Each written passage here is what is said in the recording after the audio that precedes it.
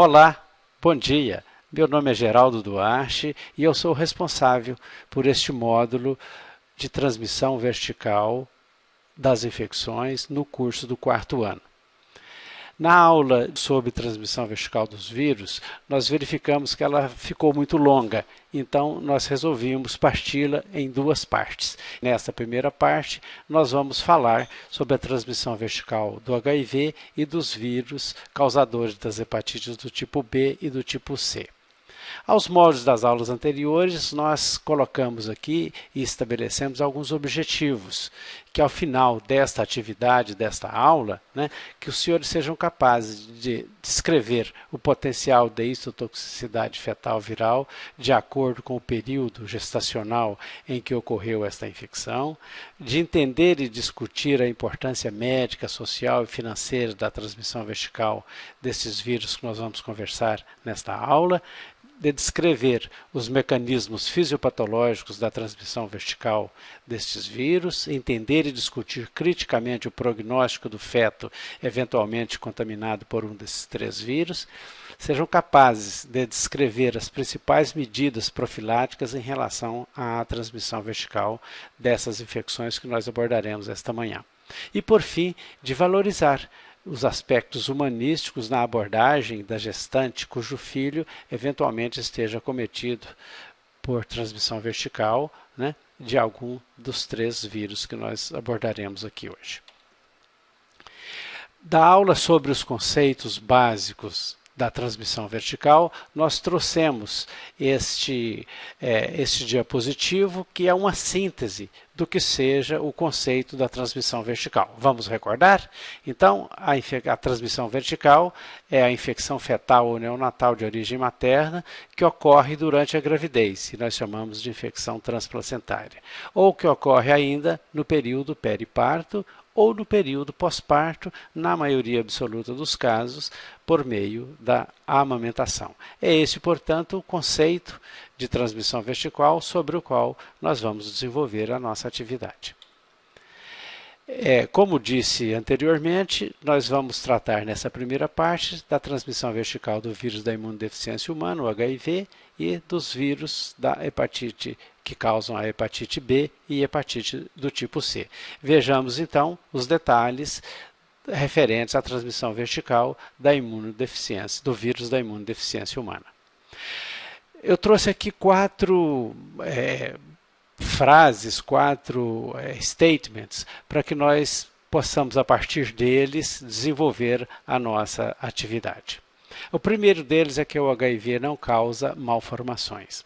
Aquele medo que nós temos de que as infecções podem causar malformações, com o HIV, o nosso medo, o nosso temor não se refere às malformações, mas se refere à transmissão desse vírus.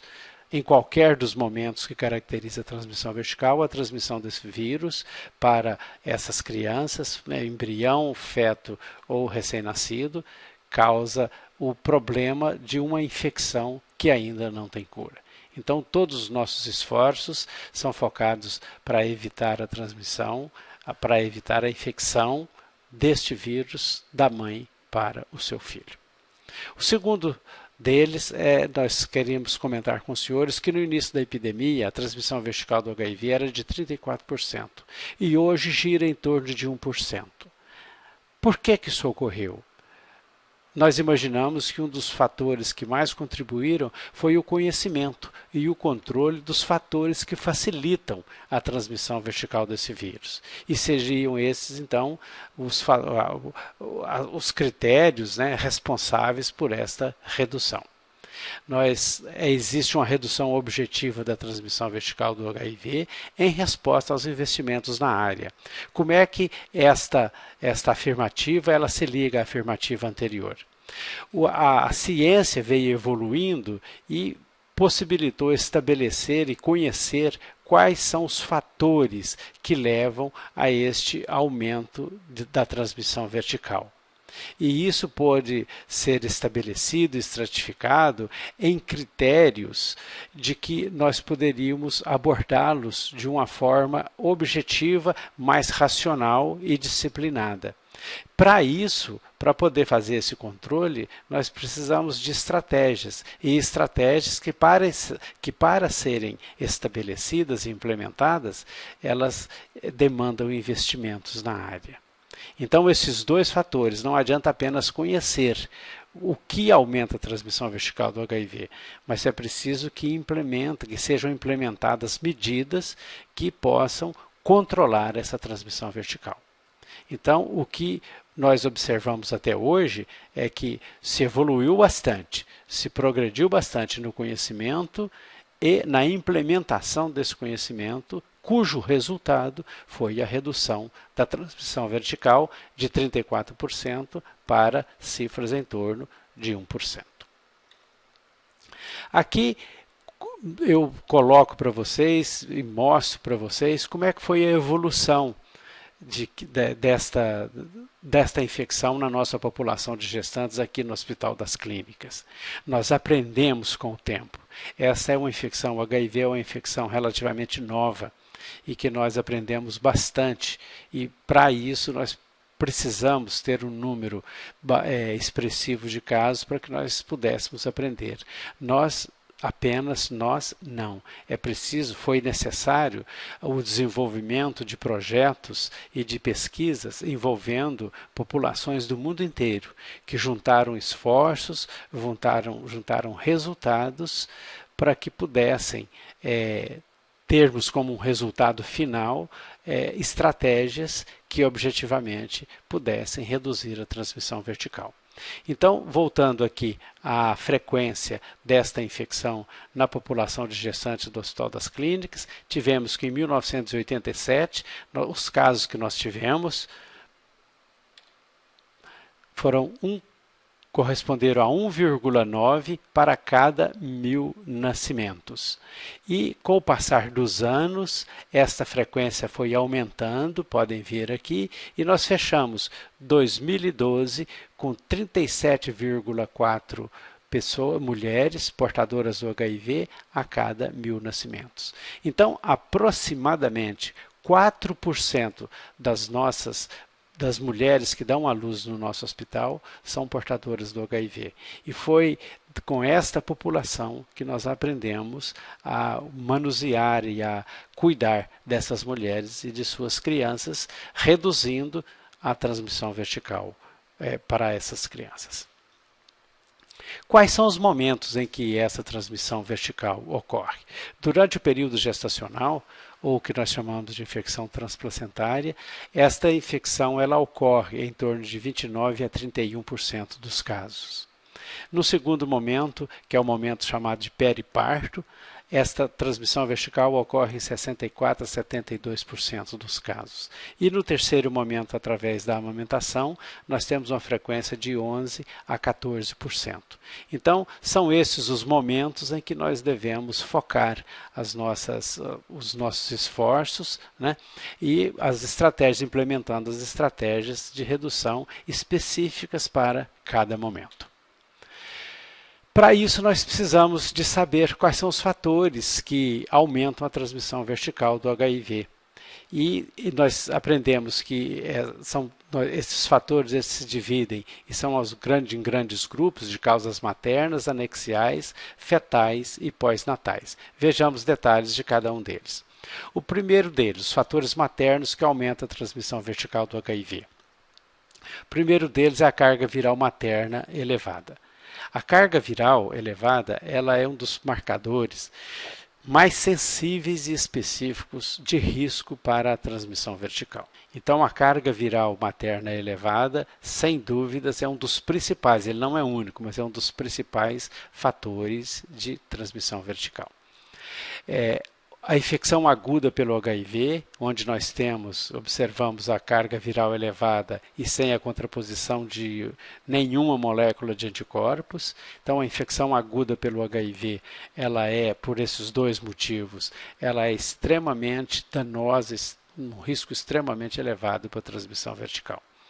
O terceiro fator seria a baixa contagem de CD4, que é mais para exemplificar o risco maior que existe nas fases mais adiantadas da doença, onde a infecção HIV se transforma na síndrome de imunodeficiência adquirida, no caso de AIDS, onde a contagem de CD4 é baixa. A contagem de CD4 puramente ela não aumenta a transmissão vertical, mas ela normalmente se liga à carga viral materna elevada, portanto, as duas variáveis andam juntas, baixa contagem de CD4 e carga viral materna elevada.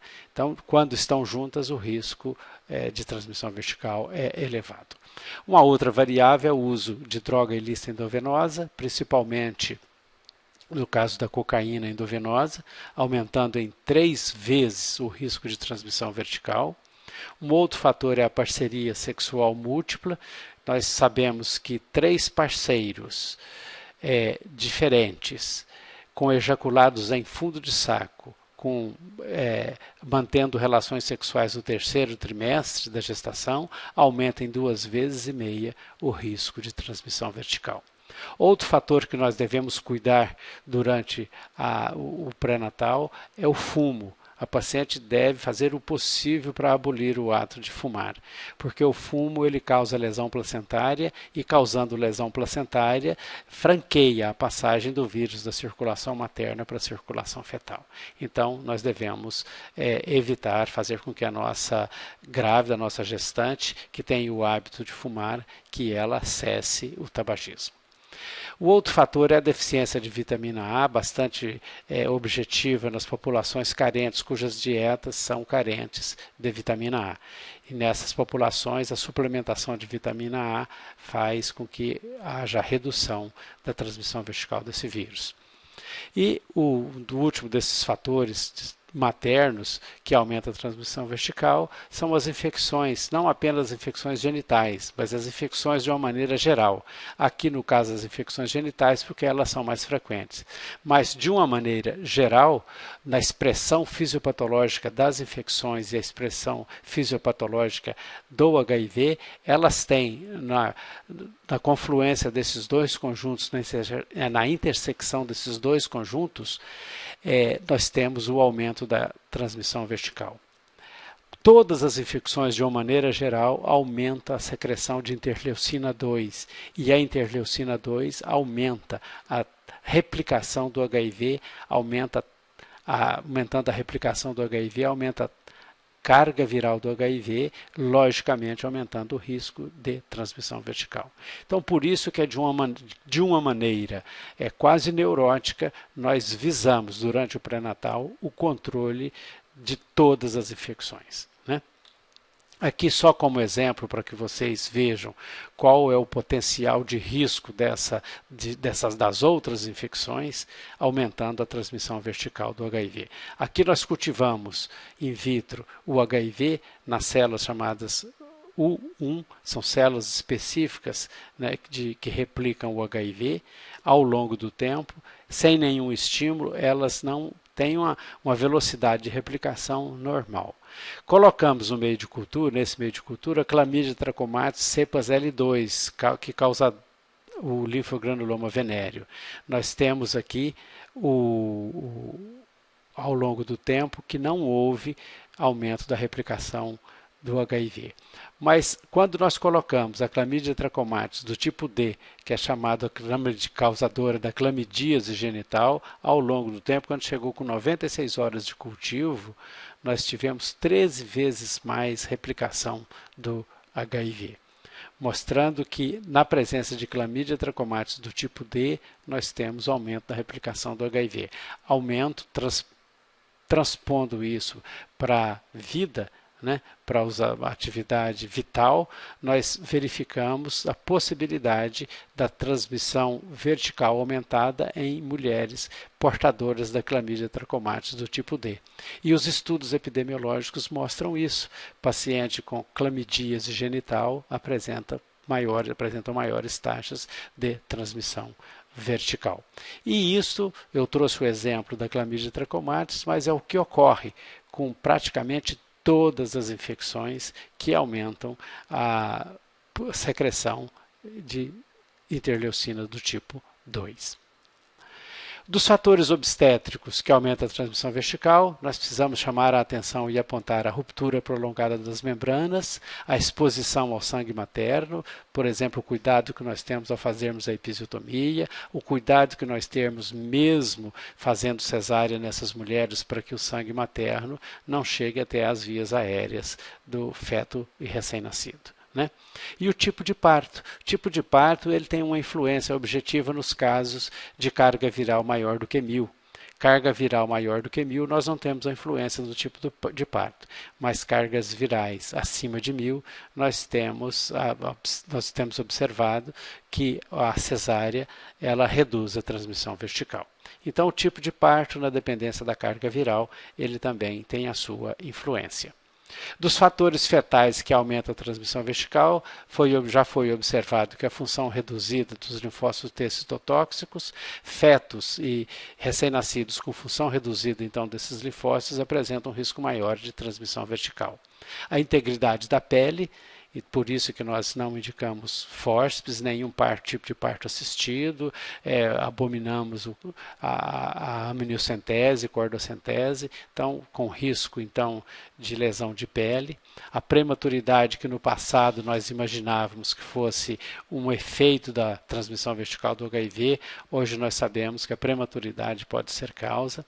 E por último a suscetibilidade genética desses fetos, se eles não têm a possibilidade de expressão dos receptores secundários do HIV-1, esses fetos, embriões e recém-nascidos não serão contaminados pelo HIV.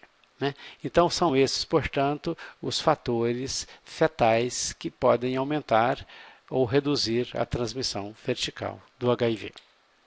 Dos fatores pós-natais que facilitam a transmissão vertical, nós temos a amamentação natural, a carga viral elevada no leite, a concentração de anticorpos, que é inversamente proporcional, sua concentração aumentada no leite reduz a transmissão vertical, a presença de mastite e a presença de lesões mamilares. A presença de lesões mamilares, elas podem aumentar a transmissão vertical por dois mecanismos.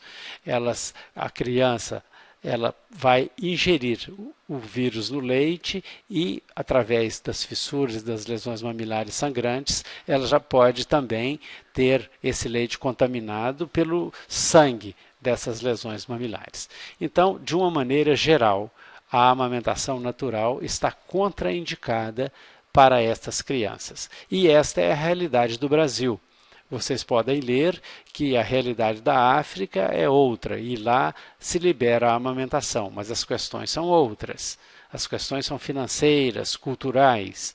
Aqui no Brasil, nós temos bons e efetivos programas de amamentação artificial e que funcionam muito bem e nos permite fazer uma orientação de abolir a amamentação natural para essas crianças, no que pese o aspecto comportamental, e isso é uma coisa muito ruim para a mãe. A mãe aceita isso muito mal, não amamentar. Mas para essas crianças nós temos que orientá-la no sentido de que para o seu filho é melhor, nessa situação, não amamentar. Como é que nós fazemos esse diagnóstico da mãe portadora do HIV? Porque tudo o que nós vamos fazer depende de nós sabermos se ela é portadora ou não. E para esse diagnóstico nas gestantes do Brasil, nós temos programas bem estabelecidos de triagem, e essa triagem ela é universal, quer dizer, nós fazemos a avaliação sorológica de todas as grávidas. Então, todas as grávidas, chegou ao serviço de pré-natal, existe uma orientação oficial de que elas sejam submetidas a essa avaliação. É claro que vai ser dentro dos critérios éticos, de explicar, de fazer o acolhimento, o aconselhamento para que ela concorde em se fazer essa triagem sorológica. De uma maneira geral, hoje em dia nós não temos problemas mais da mãe refutar o exame sorológico. É muito raro, né? É um pouco diferente do Ministério da Saúde, o que o Ministério da Saúde orienta, do que nós orientamos aqui no HC. É diferente no quê? é na frequência, no número de exames. O Ministério da Saúde, ele orienta que nós façamos um teste ELISA, comecemos com um teste ELISA no primeiro e terceiro trimestre da gestação e outro no momento do parto. Aqui no HC, nós fazemos a cada 3 meses essa avaliação sorológica e repetimos no momento do parto. A única diferença, então, é no número. Nós fazemos um exame sorológico a mais, né, do que o Ministério da Saúde. Por que essa diferença? O Ministério da Saúde ele faz política para o Brasil como um todo. No HC, nós estamos fazendo política para uma população restrita, para a qual nós temos condições de arcar financeiramente e de ter um número de retornos pré-natais em que isso é possível. Muitas vezes, para o Brasil como um todo, a paciente não tem nem acesso ao pré-natal em número suficiente. Então, as políticas elas podem ser um pouco diferentes, mas é uma questão de ajustamento às condições de localidades, de comunidades, né? De uma maneira geral, existem essas pequenas diferenças existem para quase todas as nossas intervenções. Nós temos que lembrar que nós estamos num hospital universitário, que além do aspecto assistencial, nós temos que gerar conhecimento, gerar pesquisa. Podemos chegar à conclusão de que a cada 3 meses é muito, ou podemos concluir de que para a gestante 3 meses é um tempo muito prolongado. Então, em cima deste conhecimento gerado com um aumento, às vezes um aumento do custo assistencial, mas é porque tem a obrigação de gerar conhecimento, né? De uma maneira geral, são essas as diferenças que existem. Na avaliação e na assistência pré-natal, nós temos condutas e estratégias que elas são constantes para todas as grávidas. Então são cuidados de pré-natal que todas as grávidas elas têm acesso e têm direito de terem esses cuidados. Nós vamos falar aqui de algumas intervenções específicas para o HIV, além daquelas normais que todas as grávidas têm e que elas têm mesmo se não fossem portadoras do HIV. Por serem portadoras do HIV, temos alguns cuidados especiais. O primeiro deles é a aferição da carga viral e contagem do CD4. Nós fazemos essa aferição a cada 3 meses. Se a paciente está indo bem, cada 3 meses. Se a paciente ela apresenta alguma anormalidade na sua evolução referente à infecção viral, nós podemos fazer essa avaliação, essa aferição em períodos mais curtos, mas de uma maneira geral a cada 3 meses. Aferir ganho de peso. Vocês vão me dizer, mas a aferição de ganho de peso, professor, ela ocorre, tem que ocorrer em todas as grávidas. Eu concordo com vocês. Só que aqui a aferição do ganho de peso, ela não afere apenas o ganho de peso puro e simples. Ela é um dado indireto para mostrar para mim de que a infecção pelo HIV está mal controlada. Então, ela é um indicador clínico, além de um indicador obstétrico, normal para todas as grávidas. Aferir o ganho de peso aqui tem uma outra conotação, agrega um outro valor para a evolução dessa paciente. Um outro fator, nós tratamos aqui de uma forma, para essas pacientes, de uma forma quase neurótica, tratamos todas as infecções, não postergamos tratamento de nenhuma infecção, fazemos avaliação genital e sorológica trimestralmente, fazemos avaliação hematológica, hepática e renal bimestralmente para avaliarmos aqui os efeitos colaterais das drogas, dos antirretrovirais, que agridem o tecido hematológico, da hematopoiese, tecido hepático, tecido renal. Evitamos condutas invasivas sobre o feto, amniocentese, cordocentese para essas grávidas, só em situações especialíssimas e com estratégias especialíssimas se houver a necessidade imperiosa de conduta invasiva sobre o feto. De outra forma, estão contraindicadas. E com 34 semanas nós fazemos a carga viral para determinarmos a via de parto, mas nós teceremos comentários mais específicos um pouco mais à frente. Neste diapositivo podemos observar todos os momentos em que nós precisamos de atividades e de implementar estratégias específicas. Nós começamos identificando as portadoras, mandamos para um pré-natal especializado, utilizamos antirretrovirais, assistência ao parto adequada, como nós veremos detalhes, profilaxia pós-natal. Então, é preciso que todas essas estratégias sejam obedecidas. E nós completamos aqui essa do pré-natal especializado, nós complementamos com a redução da reexposição ao vírus, ou abolimos a reexposição ao vírus. E isso nós fazemos com o uso do preservativo para o parceiro. Se esse parceiro é portador do HIV, de uma maneira geral, as grávidas falam, mas o meu marido, o meu parceiro, já é portador do HIV, então eu não preciso mais usar o preservativo. Engano. Esse vírus, o HIV, ele apresenta uma taxa elevadíssima de mutações.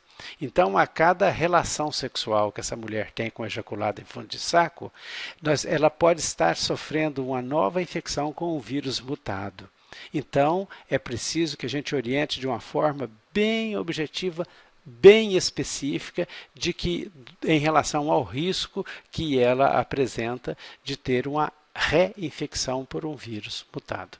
Então, nós completamos essas orientações específicas do pré-natal para a mulher portadora do HIV, orientando e indicando que o seu parceiro tem que utilizar preservativo.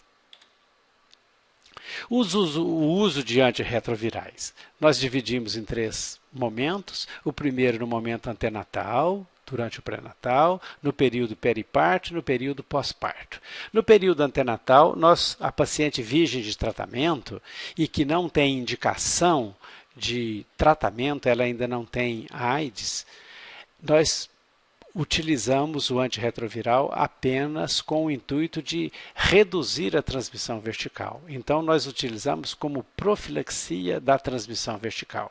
Neste caso, nós iniciamos os antirretrovirais com 14 semanas. Se ela já estava em uso ou ela já apresenta indicação da terapia, do tratamento, nós mantemos aquele que eventualmente ela já vinha utilizando, mas substituímos aqueles com potencial teratogênico.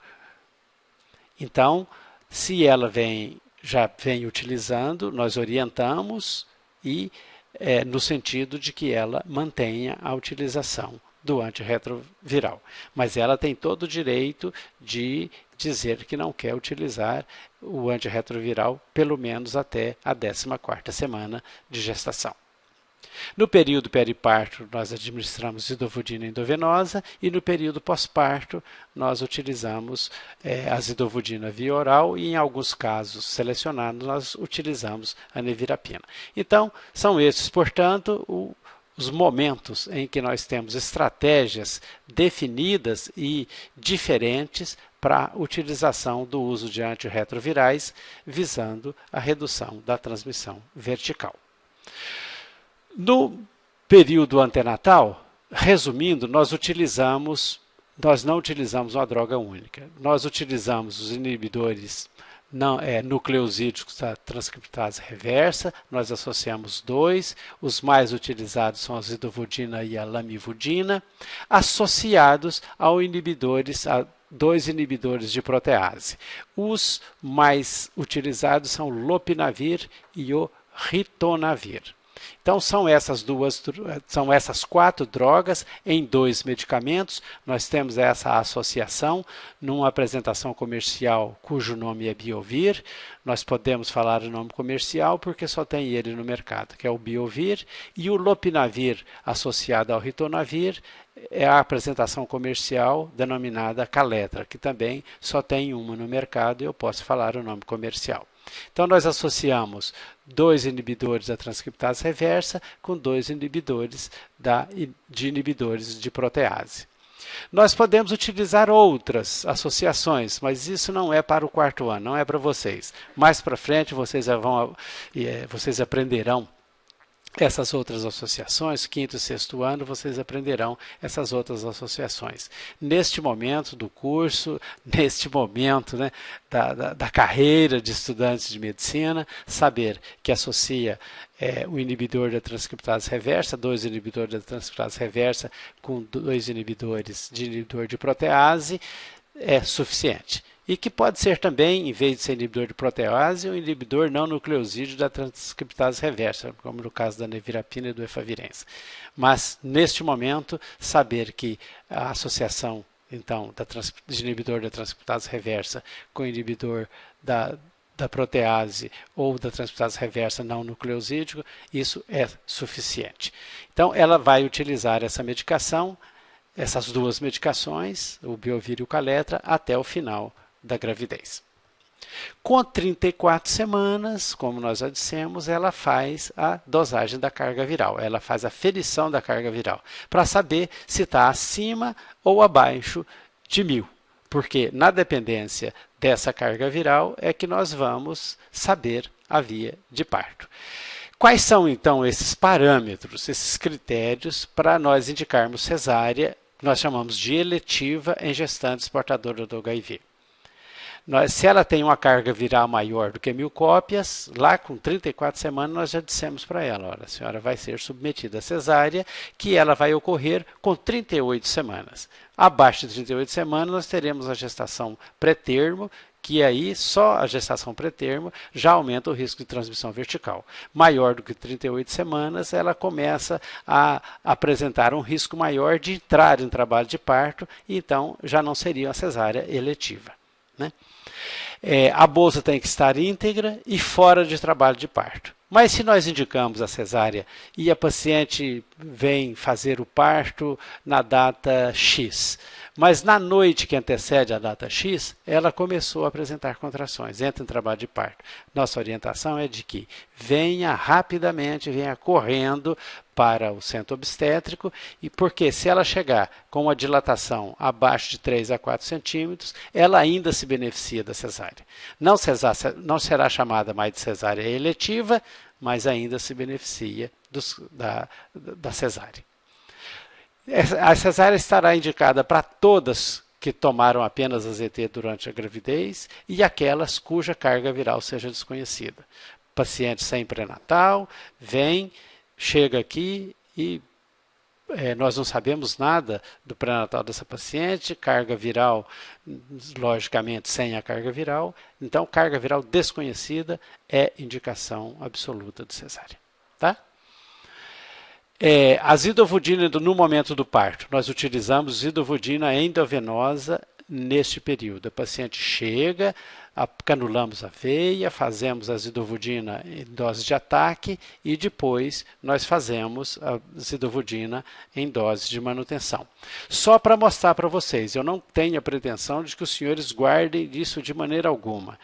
Essa tabela ela está fixada na parede do centro obstétrico, já mostrando como é que vai fazer a diluição em solução glicosada a 5%, fazemos a dose de ataque e a dose de manutenção. Só para os senhores saberem de que existem protocolos bem específicos para esse tipo de assistência. Durante o plantão de vocês, vocês podem observar e ver como é que é feita essa diluição do aspecto prático. Se eu falar isso agora, ficar falando em diluição, daqui 2 dias os senhores já não sabem mais esses detalhes. Esses aspectos eles são aprendidos na prática. Tá? Então vamos ao próximo. Dos fatores obstétricos que aumentam a transmissão vertical, nós acrescentamos o tipo de parto com carga viral elevada, ruptura prolongada das membranas core-amnióticas, exposição ao sangue materno, dizendo para nós que a gente tem que ter cuidado com a episiotomia. Se fizermos, nós temos que proteger com compressas umedecidas em uma substância que seja degermante, o retardo no campeamento do cordão. Então, nasceu, clampear rapidamente o cordão, retardar o clampeamento do cordão, nós estamos dando chance para que mais sangue materno chegue até esse recém-nascido. E aspiração traumática. Quando nós passamos o recém-nascido para o pediatra, o neonatologista, nós passamos para o mais experiente, aquele que sabe fazer uma aspiração sem trauma, uma aspiração adequada, sem traumatismo. Eu digo que aspiração tem que ser aspiração e não biópsia de vias aéreas, não é? E a zidovudina xarope e a nevirapina em casos seletivos, ela é utilizada e é administrada aos recém-nascidos após os cuidados iniciais de higiene, higienização que é feita em água corrente, na torneira com água corrente, para dar o primeiro banho, e aí nós começamos a utilização da zidovudina xarope. Se essa criança não foi exposta a nenhum antirretroviral durante a gravidez, nós precisamos de fazer também, além da zidovudina, a nevirapina. Por isso que a nevirapina é indicada apenas em casos seletivos. E nós complementamos, já dissemos anteriormente, de que essa criança ela não pode amamentar. Se ela não pode amamentar, a mãe também não pode ter leite. Porque se o seio fica cheio e a mãe vê a criança chorando de fome, a tendência dela é amamentar. Então, uma das nossas obrigações é de inibirmos a lactação. E para inibirmos a lactação, nós nos valemos de substâncias, de métodos farmacológicos. O mais efetivo é a utilização da cabergolina. E a bromoergocriptina é uma outra possibilidade. Só que a cabergolina tem a vantagem de eu fazer em dose única. São 2 comprimidos, eu faço em dose única e a medicação assistida.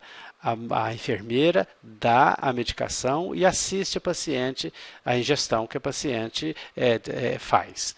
E a bromoergocriptina é preciso 15 dias, a paciente vai para casa, tem problemas gástricos. Em termos de custo, acaba ficando a mesma coisa. Então, a cabergolina tem uma indicação precisa para inibir a lactação. E o enfaixamento? Porque ele está ali depois da linha divisória do gramado.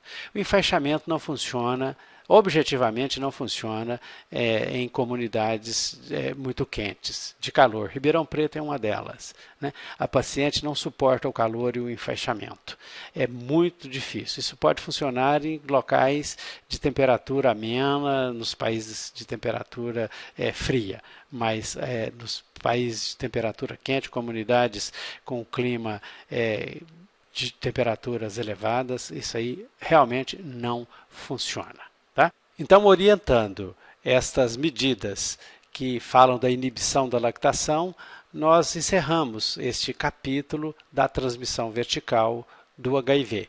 E vamos passar para a próxima, no qual nós vamos tratar da transmissão vertical dos vírus causadores da hepatite do tipo B e do tipo C. Inicialmente, nós vamos tratar da transmissão vertical do vírus da hepatite do tipo B.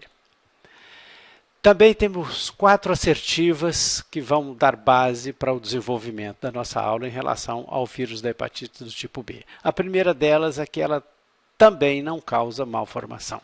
E a nossa preocupação básica aqui é a transmissão vertical, é a infecção pura e simples, com outros tipos de problemas.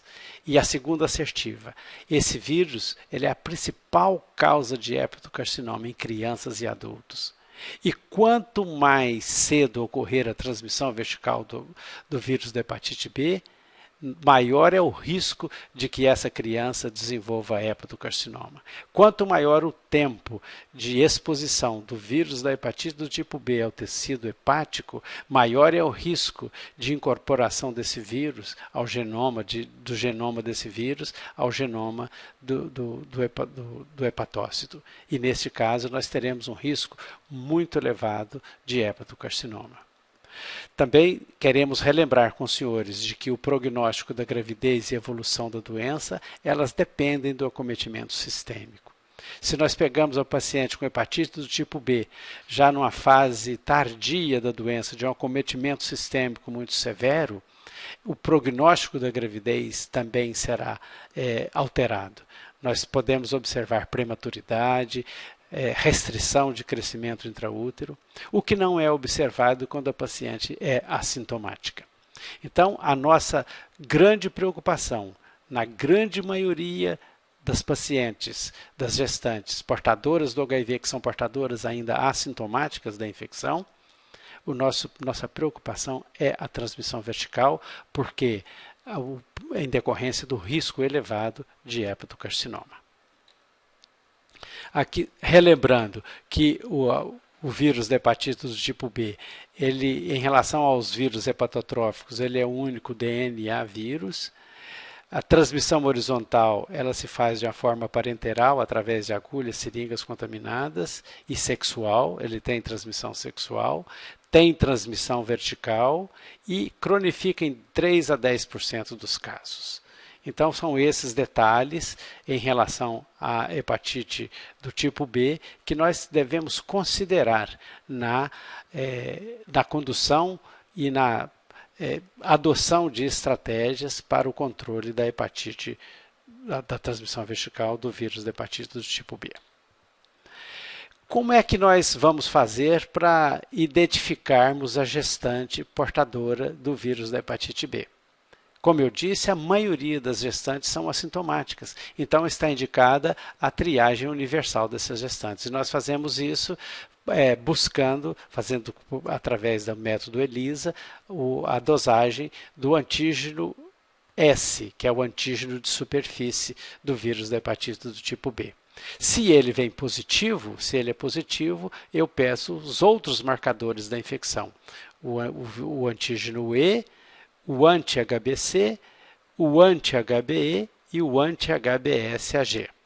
E vou utilizar técnicas de PCR no caso de fazermos a carga viral. Nós utilizamos o PCR. Aqui está o padrão sérico de um caso de hepatite B resolvida. Vamos recordar, aqui nós temos um período de incubação de 40 a 180 dias, o dia zero, que é o início dos sintomas, os sintomas persistem, podem ocorrer, aparecer aqui já nesse período de sintomas, aqui ele aparece dentro desse período aqui de incubação e persiste, volta...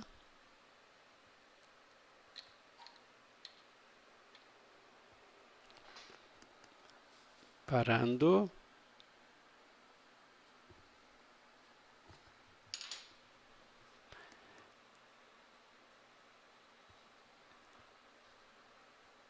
Começando. Neste dia positivo, nós temos aqui esquematizado o padrão sérico da hepatite do tipo B e um caso que foi resolvido. E mostra para nós, para a gente recordar como é que é o padrão desses marcadores. O período de incubação é em torno de 180 dias.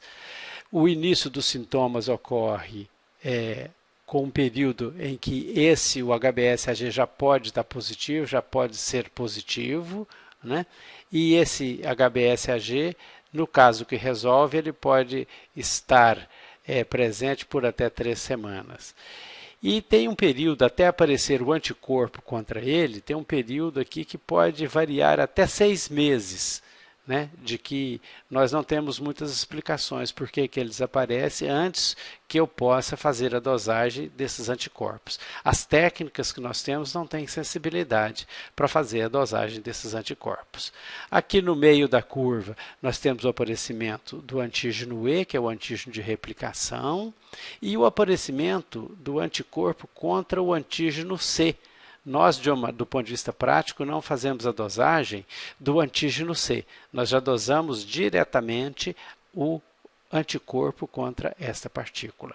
Mas um pouco mais tardiamente, aqui em rosa, nós temos a presença do anticorpo contra o antígeno E, é o anti-HBeAg, e mais tardiamente, como já comentamos, o aparecimento do anti-HBsAg, que vai indicar que essa hepatite, que esse organismo conseguiu controlar essa infecção.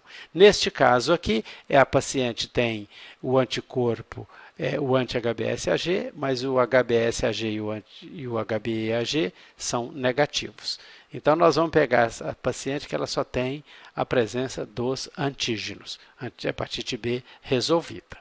Vamos ver aqui um caso de hepatite B crônica não replicante, que é a grande parte das nossas gestantes portadoras do vírus da hepatite B, elas estão nesta situação. Qual é a diferença do quadro anterior? É que não houve a negativação do HBsAg. Ele não negativou, ele continua presente. E como ele continua presente, nós não temos o anticorpo contra essa partícula. Então, esta é uma paciente portadora crônica do vírus da hepatite B e é não replicante. Vamos ver, então, uma terceira situação. Este é o padrão sérico de uma gestante portadora do vírus da hepatite B e do antígeno E. Então, portanto, ela é uma portadora crônica do vírus da hepatite do tipo B, porque tem o HBsAg positivo, mas ela é replicante, ela apresenta o antígeno E. Então, esses casos aqui normalmente cursam com a carga viral elevada. Isso tem alguma implicação sobre a transmissão vertical? Vamos ver. Se o antígeno E é negativo, então ela é não replicante, o risco dessa paciente de transmissão vertical, se eu não introduzo nenhuma intervenção, varia de 5% a 8%. Vamos ver agora se ela for o antígeno E positiva, ela é replicante. Se eu não introduzir nenhuma estratégia, o risco de transmissão vertical é de 80% aproximadamente. Então, é 8 ou 80. Nós podemos resumir, então, para os senhores de que essa situação de ser replicante é de altíssimo risco para a transmissão vertical do vírus da hepatite do tipo B. Aos modos que nós fizemos com o HIV, nós recordamos com vocês de que toda paciente, toda gestante, ela tem cuidados pré-natais que são constantes. Toda gestante tem que ter algum tipo de assistência. Então, medidas que são constantes para todas elas. Para a portadora do vírus da hepatite B, além desses cuidados normais de todas as gestantes, elas têm cuidados específicos para a sua condição de portadora do vírus da hepatite B. Um deles é fazer a carga viral, fazer a dosagem da carga viral. Aferir ganho de peso, que também aqui o olhar é diferente daquele ganho de peso da grávida sem nenhum tipo de problema, que afere o ganho de peso pelo ganho de peso. Aqui nós aferimos o ganho de peso para ver que uma paciente que não está ganhando peso, que pode ser que a infecção esteja piorando, que a infecção esteja sem controle adequado. Então, o ganho de peso aqui, ele tem uma característica de avaliar a evolução da gravidez, mas tem também o potencial de ajudar como um marcador clínico da evolução da infecção. Tratamos todas as infecções de uma forma neurótica, nós não postergamos também nenhum tratamento de infecção, fazemos a avaliação genital e sorológica trimestral para detectarmos, antes que a paciente fale, nós detectamos ativamente alguma infecção que possa ter se instalado nesse período. Fazemos a avaliação hepática bimestral para avaliarmos como é que anda a função hepática dessa paciente e evitamos condutas invasivas sobre o feto. A agulha, ao passar no tecido materno e tecido na placenta ou no tecido uterino e nas membranas amnióticas, a agulha se infecta e ela vai lavar a ponta da agulha no líquido amniótico. O feto deglute esse líquido amniótico e aí a infecção fica bem facilitada. Então, por isso, nós evitamos condutas invasivas sobre o feto. Qual dos mesmos modos que fizemos no HIV, vamos fazer aqui na hepatite do tipo B e faremos quando falarmos da hepatite do tipo C. Se a carga viral está elevada, nós temos alguma medicação que baixa a carga viral? Sim. Os inibidores da transcriptase reversa, eles podem ser utilizados e tem bom potencial, tem uma boa resposta na redução da carga viral do vírus da hepatite do tipo B. Começamos antigamente com a lamivudina. Utilizamos, mas nós verificamos que a lamivudina, o vírus desenvolve resistência à lamivudina muito rapidamente. Então, nós passamos a utilizar o tenofovir nessa dosagem que está aí, não é para vocês quartanistas, só para saber que esses estudos já estão bem determinados, e utilizamos o tenofovir. O tenofovir tem uma barreira de resistência um pouco mais elevada e ele pode ser utilizado por mais tempo, né? Depois da linha divisória do gramado aqui, eu coloquei aqui o interferon pegilado, que hoje é utilizado para o controle de pacientes com hepatite do tipo B, mas não gestantes. Eu quero chamar a atenção de que o interferon ele é extremamente tóxico para os tecidos embrionários e fetais e pode causar morte e perda da gestação. Nós só utilizaremos interferon no caso da paciente por risco de morrer, ela tenha indicação objetiva de tratamento. Se não, talvez seja até melhor interrompermos essa gestação, darmos corticoide para essa mãe, acelerar a maturidade pulmonar fetal, retirar essa criança um pouco mais cedo, para deixarmos essa mãe para que o clínico ele possa fazer o tratamento necessário. Durante a gravidez, se nós tivermos condição, devemos fazer tudo para isso, para evitarmos a utilização de interferon durante a gravidez, pelos riscos que ele apresenta sobre o tecido embrionário e fetal. A via de parto, não há contraindicação do parto via vaginal. Existe uma pressão muito grande para se fazer cesárea nessas pacientes e a resposta é: a cesárea não reduz o risco de transmissão vertical. Da mesma forma, a amamentação. Existe uma pressão grande também de suspender a amamentação para essas pacientes e a resposta é a mesma.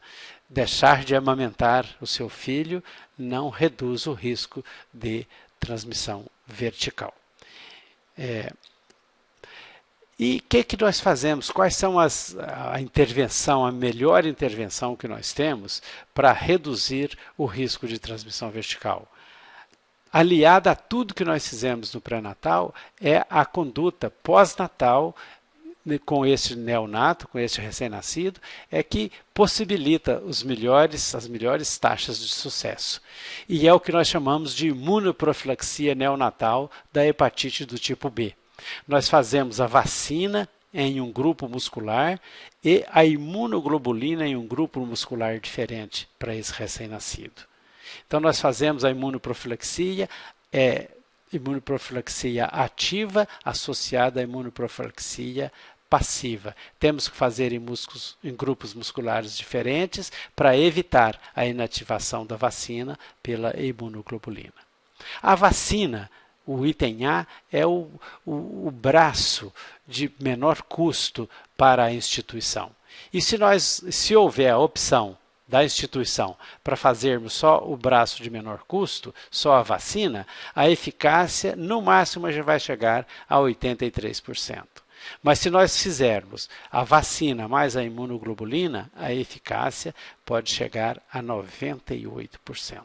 Então, logicamente, vocês já sabem por que eu brigo tanto. É para que nós façamos a imunoglobulina associado à vacina. É isso que eu quero de vocês. Na comunidade que vocês forem atuar amanhã, que vocês briguem para que vocês tenham a vacina e a imunoglobulina para fazer nestes recém-nascidos. Vamos passar agora aos detalhes da redução da transmissão vertical do vírus da hepatite do tipo C.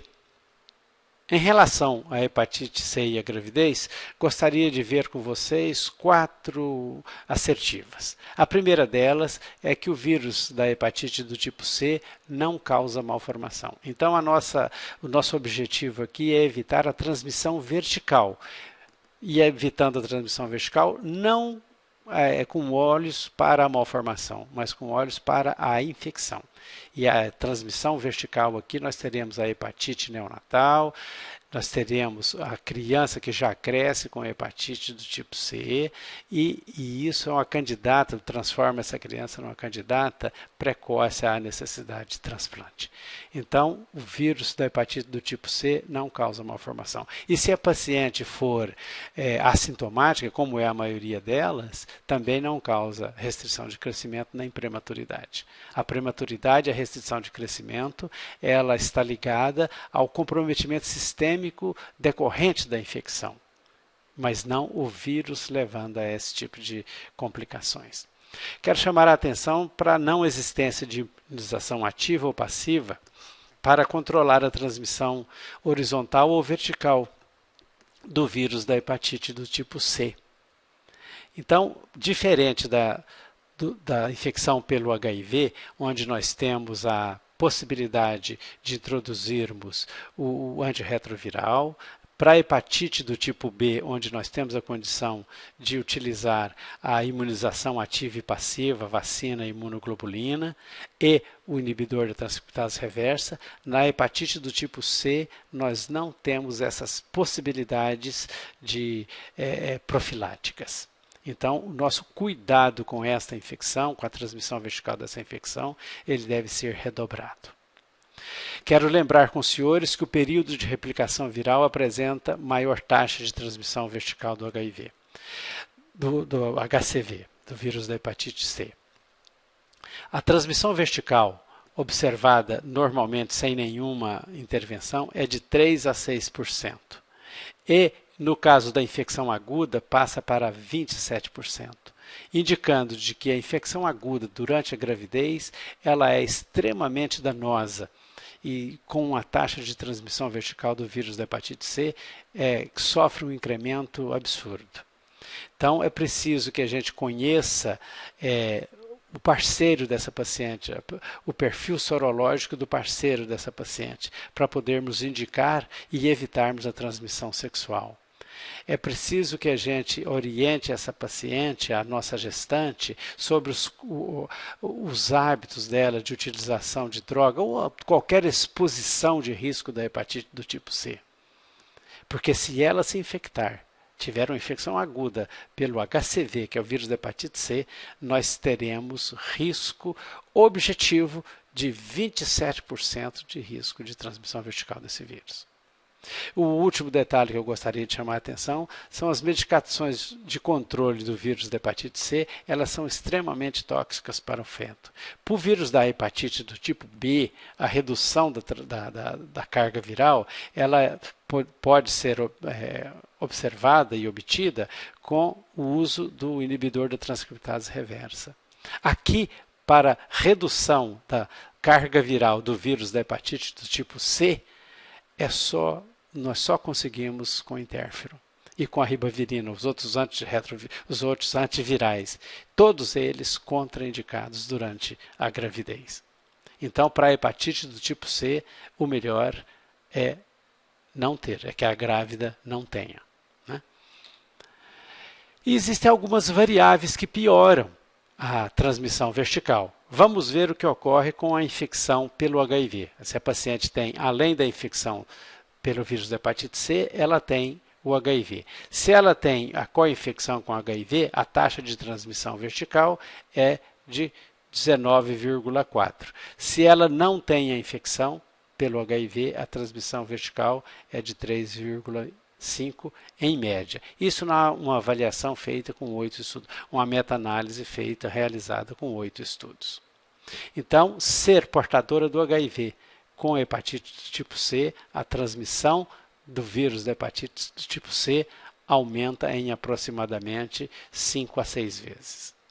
Se essa paciente portadora do vírus da hepatite C utiliza droga endovenosa, o risco dela transmitir verticalmente o vírus aumenta 2 até 3 vezes esse risco. Sem droga HIV 3,4% nessa avaliação de 6 estudos, que passou para 8,6%, né, em média. Então, essas co-infecções e hábitos com a drogadição ilícita endovenosa aumentam objetivamente o risco de transmissão vertical. Então, essas são orientações que nós devemos passar durante o período neonatal. Chamar a atenção para o diagnóstico, que é um pouco diferente do diagnóstico para hepatite do tipo B, que é apenas sorológico. Aqui, no caso da hepatite do tipo C, o diagnóstico é através da sorologia. A triagem no pré-natal deve ser feito com a sorologia. Nós utilizamos o ELISA aqui no HC. E os casos positivos precisam de ser submetidos a essa avaliação para ver se o vírus está presente. E nós utilizamos o RT-PCR, que são técnicas de biologia molecular para ver se essa infecção está ativa ou é uma infecção sob controle. Para o pré-natal, além da assistência de uma gestante normal, sem nenhum tipo de infecção, para essa paciente nós precisamos de alguns cuidados especiais. O primeiro deles é tratar todas as infecções. Tratamos neuroticamente todas as infecções para evitar que essas infecções que produzem interleucina 2, que também é capaz de aumentar a replicação desse vírus. Fazemos avaliação genital e sorológica trimestral para as outras infecções, para detectar precocemente outras infecções. Fazemos avaliação hepática bimestral e também aqui evitamos condutas invasivas sobre o feto. A via de parto, ela é vaginal, quem dita a via de parto são as condições obstétricas. Do mesmo molde como ocorre com a hepatite do tipo B, existe uma pressão muito grande para a via de parto por cesárea e a resposta é, fazendo cesárea, não reduz o risco de transmissão vertical do vírus da hepatite do tipo C. Da mesma forma, a amamentação. Suspender a amamentação para essas pacientes não reduz o risco de transmissão vertical deste vírus. Então, com essas duas assertivas, nós mostramos aqui para vocês os trabalhos, um resumo dos trabalhos que mostram que o parto vaginal comparado com cesárea não teve significância estatística numa avaliação de 11 trabalhos, mostrando então que o parto vaginal não aumenta a taxa de transmissão vertical. E em relação à amamentação, a avaliação de outros 10 trabalhos também não observou nenhuma influência estatisticamente significativa sobre a transmissão vertical. Então, portanto, resumindo, a paciente portadora, gestante portadora de vírus da hepatite do tipo C, não tem, por esta condição de portadora do vírus, necessidade de fazer cesárea e nem necessidade de suspender a amamentação. Ela pode ter parto via vaginal, sim, e pode amamentar, sim. Eu desejo que vocês tenham um bom proveito desta aula, do conteúdo desta aula.